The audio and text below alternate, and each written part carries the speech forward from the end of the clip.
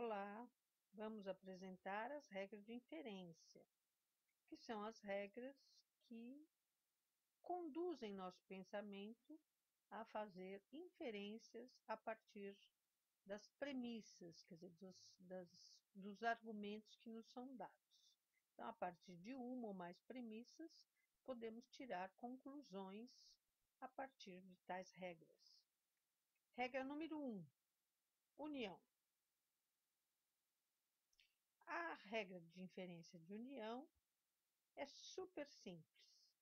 Eu tenho uma premissa que diz assim: no final de semana fui ao cinema. E outra premissa: no final de semana jantei fora. Como conclusão, eu posso tirar que no final de semana fui ao cinema e jantei fora. Simplesmente eu uno os dois argumentos, as duas premissas dadas pelo conectivo e. A segunda regra é a simplificação. A simplificação faz mais ou menos o contrário do que faz a união. Você vai pegar uma sentença que é unida pelo conectivo e, quer dizer, uma sentença composta, que eu digo assim: a seleção brasileira de futebol é campeã da Copa do Mundo e campeã da Copa América. Como conclusão, eu poderia dizer: a seleção brasileira de futebol é campeã da Copa do Mundo. E como uma outra conclusão, eu poderia tirar: a seleção brasileira de futebol é campeã da Copa América. A outra regra é uma regra muito importante na lógica, que é o modus ponendo ponens. Então, se eu tenho um condicional que diz que o antecedente leva ao consequente, e eu disser que o antecedente aconteceu, então eu posso concluir o consequente. Então, modus ponendo ponens, quer dizer, pondo-se o antecedente, põe-se o consequente. Por exemplo, sentença 1, se Pedro é casado, ele tem uma sogra. Sentença 2, Pedro é casado. Qual a conclusão que eu tiro disso? A primeira dizia: se o Pedro for casado, ele tem uma sogra. A segunda sentença afirma: Pedro é casado. Qual é a conclusão? Pedro tem uma sogra. A quarta regra é o modus tollendo tollens, quer dizer, negando-se o consequente, automaticamente o antecedente fica negado. Tollendo-se, quer dizer, negando-se o consequente, nega-se o antecedente. Então, sentença 1 é justamente o condicional. Se Juliana for ao cinema, encontrará Marisa. Segunda sentença, Juliana não encontrou a Marisa. Conclusão, Juliana não foi ao cinema. Fica claro que se a Juliana tivesse ido ao cinema, ela encontraria a Marisa, mas se ela não encontrou, isso significa que a Juliana não foi ao cinema. A quinta regra é a dupla negação. É aquela que diz que, se eu nego uma negação, na realidade eu estou afirmando aquela coisa que eu neguei duas vezes. Não é verdade que no Brasil o racismo não é crime. Então, é um não, certo? Então, qual a conclusão que eu posso tirar? Que no Brasil o racismo é crime. Sexta regra é a regra de adição. Adição é uma regra bem simples. Quer dizer, se eu tenho uma sentença que diz assim: quem nasce em São Paulo é paulistano. Então, eu posso concluir o seguinte, que ou quem nasce em São Paulo é paulistano, ou não existem flores vermelhas, certo? Quer dizer, o que eu coloco depois do segundo ou, não importa para mim se é uma sentença verdadeira ou falsa.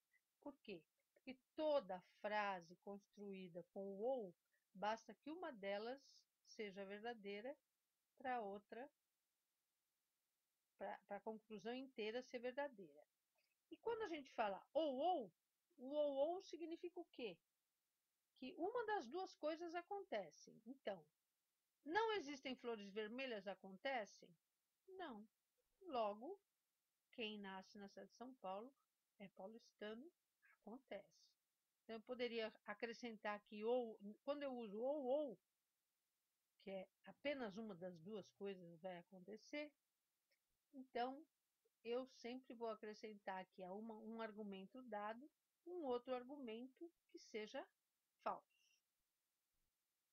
O sétimo argumento é o silogismo hipotético. O que o silogismo hipotético me demonstra? Se Mônica é casada, ela tem um esposo. Agora, se ela tem um esposo, ela tem uma sogra. Então, na realidade, o silogismo hipotético é como se fosse uma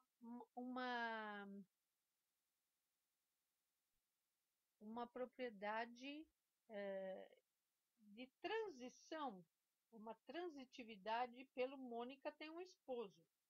Na minha conclusão, o que eu vou fazer? Eu vou concluir que se Mônica é casada, ela tem uma sogra. O silogismo disjuntivo é o seguinte: eu sei que o carro do Pedro ou é branco ou é vermelho. Aí é o ou, que é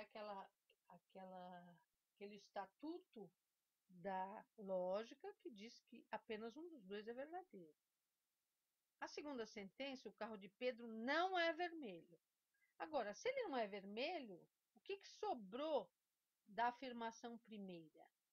Que o carro de Pedro é branco. Então, essa é a minha conclusão. Eu posso inferir que o carro de Pedro é branco.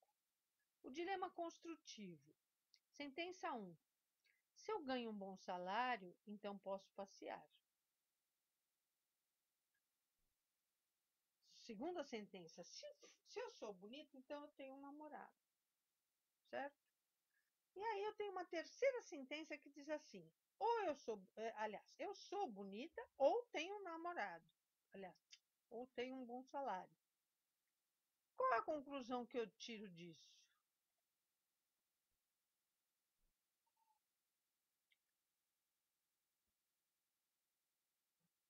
Sou bonita, ou tenho bom namorado, ou tenho um bom salário. A conclusão: posso passear e, aliás, ou, né? Porque a terceira sentença falava ou tenho um namorado, tá? Esse é o dilema construtivo.